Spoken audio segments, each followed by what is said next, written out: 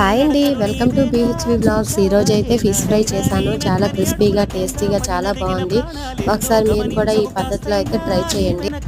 ముందుగా చేపలను శుభ్రంగా వాష్ చేసుకొని అందులో కొద్దిగా ఉప్పు, పసుపు, కారం, ఫిష్ మసాలా, గరం మసాలా, కొద్దిగా ఆయిల్ని వేసుకొని శుభ్రంగా చేపలకు పట్టే విధంగా కలుపుకొని ఒక 10 నిమిషాల వరకు పక్కన ఉంచుకోవాలి.